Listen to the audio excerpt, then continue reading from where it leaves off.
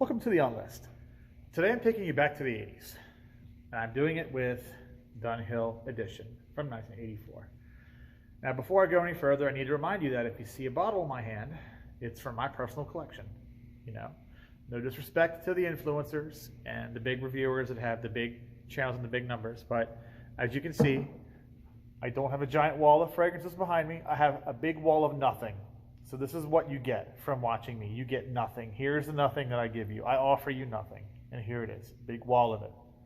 So when you see me with a bottle, it's from my personal collection. It didn't come out of a giant box given to me by Beauty Encounter or Forever Luxe. Okay, I'm not Ashton, I'm not Sebastian. Okay, I don't get the big boxes of the goodies.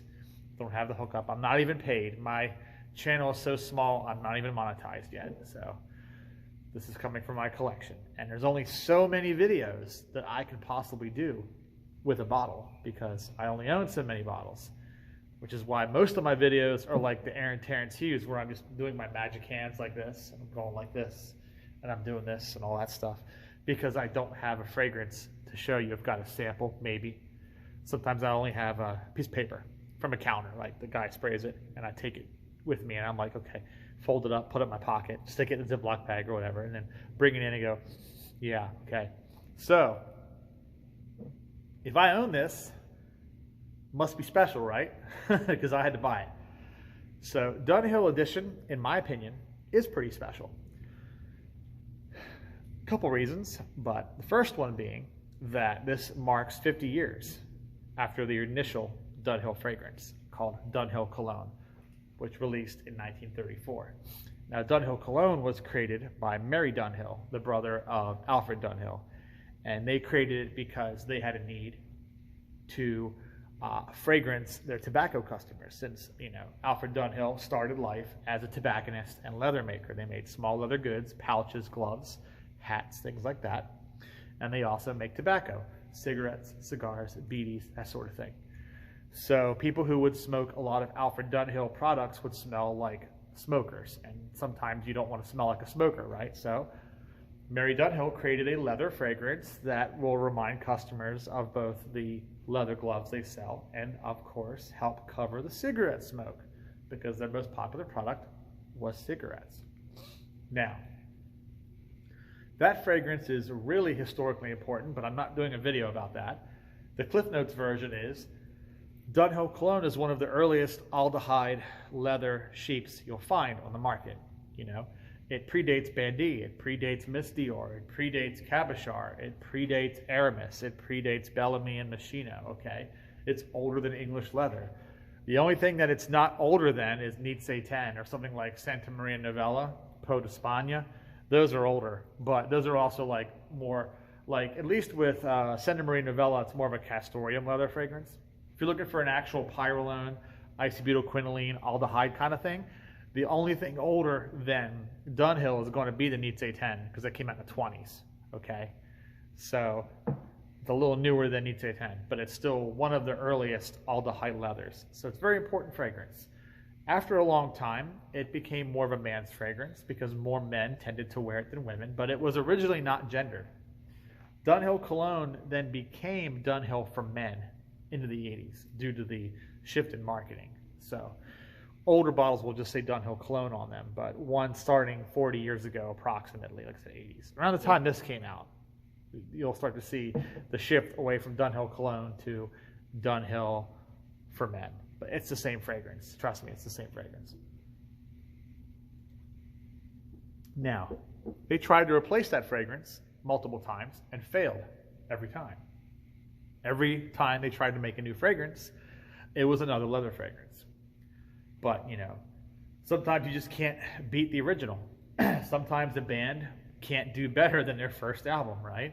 I think Boston is a good example of that. Their first album, every single song on it was on the radio. Literally an album of hits. And then the next album, which I still think is a good album, Don't Look Back, had like 2 radio songs on it. And then after that, it was just, you know, you had Third Stage, which didn't come out for like a decade. And then after that, yeah, I'm not getting further in that. It gets kind of sad, actually, especially what happened to the lead singer. So not going there. But you get my point. right? You can't do better than the first sometimes. So they had London in 73. That was a very dry leather fragrance, leather tobacco combination. Very stern, very austere in the British way, but I guess not memorable. Then you had Blend 30 in 78.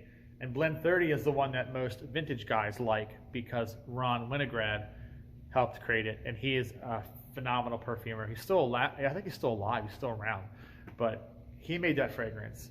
And he also made stuff like Bogart One Man Show. Okay, so very good perfumer. Ron Winograd helped make Blend 30. And Blend 30 is like a precursor to Jules or Pascal Morbito or Black or something like Gucci Nobile. So it's a bit of a leather fougere combination. That's what Blend 30 is. And it's very nice, but it just didn't do well. Again, it just couldn't outdo the original. Then in 1980, we had Burgundy. And Burgundy is like the rarest of the bunch. I think it was very, very not successful. They made a single bottling run of that, and then that was it. It didn't sell. So they just immediately discontinued it. The kind of thing you see these days with modern designers where they put a fragrance out, like YSL puts out a flanker to L'Homme, and you're like, oh, it's gone. Like it comes down like this, and it hits the shelf, and it's immediately discontinued. So it's like it goes boing, discontinued. Here it comes out this year, oh, boing, discontinued. You know, just here today, gone tomorrow. So that's kind of what Burgundy was. It was here today, gone tomorrow. So very few people actually own bottles of that. And the ones who do aren't really talking about it, so I can't tell you much about it. The No Pyramid looks interesting, but that's about all I can say. Now, this fragrance came out in 84. And it was the first Dunhill fragrance to not be a leather fragrance, which is another reason why it's so important. This was the first thing to move outside of their typical wheelhouse of leather tobacco fragrances. No tobacco here, no leather here. This is a very fresh, dry, almost timeless. I would say that this is one of the few 80s fragrances that I can recommend to a younger person. Now, I know some of you out there, I mean, my friends Ramsey and JJ and Rich, they're all going to disagree with me. They're going to think everyone 2 years old and up can enjoy Kouros. And I'm sorry, Rich. I'm sorry, JJ. I'm sorry, Ramsey. I'm sorry, Early Greek. I can't agree with you there. Okay. Some things require some, I don't know, training, some acquiring of taste, like beer. Not everybody likes beer the first go around. There are some vintage fragrances like Oscar de la Renta, Pour Louis. There are some vintage fragrances like Yatagan that are just not going to be instantly appealing to younger people because they don't have, one, the sentimental attachment. They don't have the nostalgia for it. They weren't there. They don't get it. So unless they are specifically into retro, which there are a lot of young people who are, okay? So if you're a young guy that likes to fill your Spotify list full of Ultravox and Icicle Works, and you like all that post-punk, you like CUC and the Banshees, okay? You like all that sort of stuff. You like Hanoi Rocks, you like glam metal, okay? Tears for Fears, all that stuff is in your Spotify. You like Vaporwave, okay? You watch reruns of Miami Vice. You love Don Johnson, okay? If that's who you are at 25, if you're an older Gen Z person, but you love the 80s, I could probably talk you into a bottle of Kouros then. I could probably talk you into a bottle of Oscar then. But that's not the majority of people from that time period, from that generation. Most of them are going to be like this, if you try and throw a fragrance from the 80s at them, especially the ones that a lot of us get off to, you know, like Bellamy and stuff. No, that requires some training. You need to be trained to like that fragrance, okay? This, however, is one of the 80s fragrances that I feel like doesn't really feel like it's of its time period. This is not like a DeLorean where it looks and feels 80s, okay? This is one of those things that is kind of universal in appeal. I mean, it's sandalwood. Everyone loves sandalwood. It's cedarwood. Everyone loves cedarwood. Most people love woody notes, right? If it's very realistic, and this is realistic, if it's very realistic, very lucid, very photo-like. You know, if it's done like that, then people are generally, 15 to 50. It doesn't matter. If you like the smell of fresh cut wood, you'll like this. And then other supporting players, like the geranium, like the nutmeg, like the black pepper that's in this. Again, very lucid, realistically depicted materials. There's not a lot of artifice in Dunhill Edition. So even though it does have synthetics in it, it's got some aldehyde, it's got some jasmine hedione, it's got hedione in this fragrance, it's got some synthetics in it, but it's not made to be abstract. It doesn't smell abstract. It doesn't smell artificial. And the thing is, even the most recent bottles, which are not as good because they don't have real sandalwood oil, and they don't have real cedarwood oil, they don't have real oak moss, so they're not as good, but even they still have a certain quality to them that someone who buys that, can save a whole lot of money. Any bottle of edition is better than no bottle of new edition. It's a net plus to own this fragrance, regardless of what version of it you have. Because you could very easily go to Le Labo and drop $300, $350 on a bottle of Le Labo, and this smells better. Okay, you like natural woody materials, don't give them $300. Don't give Le Labo $300 of your hard-earned dollars when you can buy this and have the same lovely cedarwood, nice nutmeg, dusty, dry nutmeg, rounded oak moss, a little bit of white musks in there. Like I said, just enough synthetics. The synthetics are acting like the mortar. The naturals are the bricks. So we're building a wall. And then the bricks are the natural materials, and then the synthetics just kind of come in and bind it all together. And that's how this fragrance is made. Now the perfumer behind this one, his name is Alain Astori. And he's kind of an unknown. He made this fragrance in '84 and then didn't make any fragrances for almost a decade. It's very strange. But he is more known, I think, for his 90s output and beyond than he is for anything from, this is why this is the only fragrance I know of that he's done from the 80s. And he almost like he disappeared for 10 years. So I don't know what happened there, but he made Dunhill Edition. And that's really the long and short of it, is Dunhill got back on track after 50 years and made another successful fragrance because they actually moved outside of their comfort zone and they did something different. They're not known for fresh, woody fragrances. Okay, they're known for tobacco and leather. Now, I will say that after this fragrance came out, they had a couple more interesting, successful fragrances in the 80s and 90s.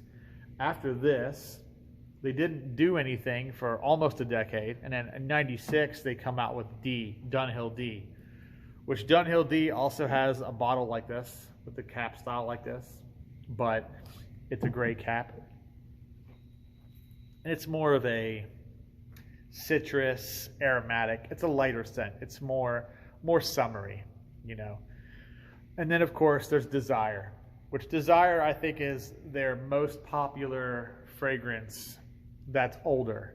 Of their older fragrances, Desire is the one that's most popular. Desire has the most flankers. And it came out in 2000. And it's a sweeter, sort of more modern, gourmandy fragrance. So I feel like it's one that resonates more with today's fragrance buying public. And Desire is a good fragrance too. I mean, I don't dislike Desire, but once we get to Desire, that's when the creativity begins to kind of go downhill. But you also have to realize that Scannon also got rid of this house by then. And Dunhill became, I think, the property of somebody else. And whoever picked up the reins from Scannon, I don't know what company that is, but whoever picked up the reins, they really just sort of nosedived Dunhill into the ground, because they put out like a new fragrance every year for like 15 years. So there's like all these fragrances from the 2000s, tons of them. They even made another London. So there was Dunhill London from 73, and then they came out with another London in 2006, and it just confuses everybody. So I can't say much about those 2000s era Dunhills. I don't know them because, again, they were kind of like this. They went boing like that. Here today, gone tomorrow. Blink and you miss it. And then it wouldn't be until they came out with like the most recent the Dunhill Icon series and then all of their niche offerings and stuff that they're starting to build a little more reputation once again. But, you know, not to quote Prince or Sinead O'Connor, but nothing compares to you, you know. I'm not singing it, you guys can sing it, but this is kind of like the high water mark for me personally. Not that everything after this sucks. Like I said, D is good, Desire is good.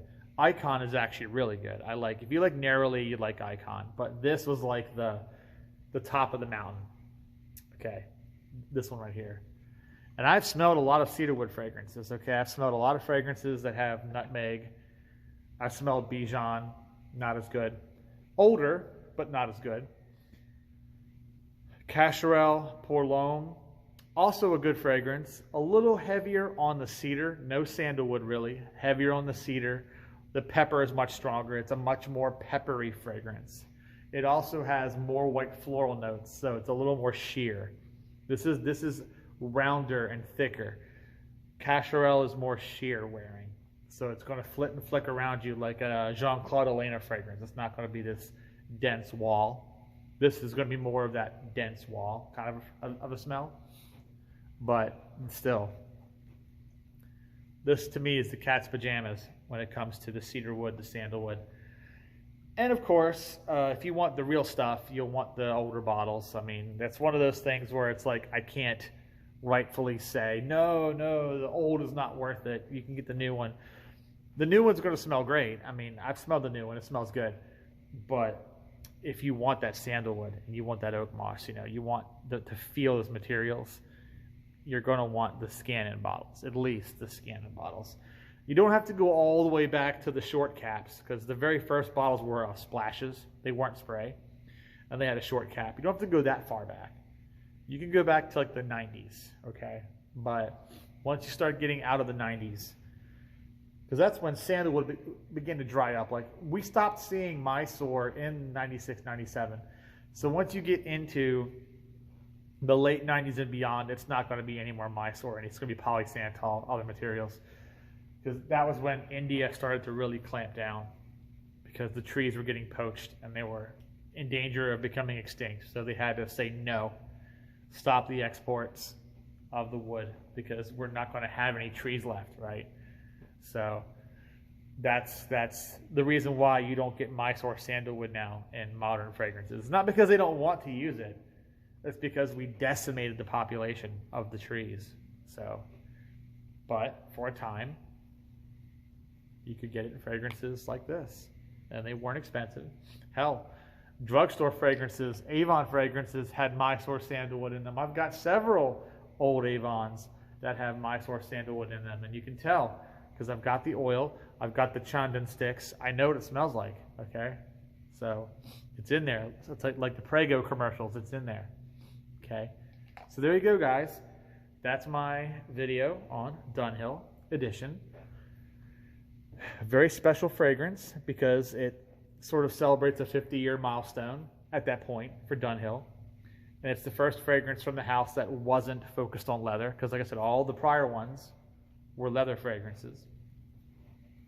And it's also one of the best representations of cedarwood, sandalwood, nutmeg I've ever smelled. And it's one of the few 80s fragrances that don't necessarily feel like you're in the 80s. I mean, even the fresher stuff from that period, Cool Water, Green Irish Tweed, Drakkar Noir, they still smell like they're from the 80s, right? They have a certain way about them that you're like, yeah, that's 80s, right? Even if you're younger, okay, and you don't necessarily know because you weren't around, you smell it and you're like, yeah, okay. This just smells like a wonderful, gorgeous, woody niche fragrance. Like I said, you could put vintage Dunhill Edition into a Le Labo bottle and give it a random number. Just call it Edition 74, Lalabo Edition, no, 84. Lalabo Edition 84, there you go. $300 sold. Someone would buy it. So that's just how this is. So knowing that, you younger people out there that don't want to wear stuff that your dad or granddad wore, make an exception for this. Trust me. Trust me. You'll thank me later once you smell it. Okay, guys, this has been the Unlist. Hope you enjoyed the video, and I'll see you next time.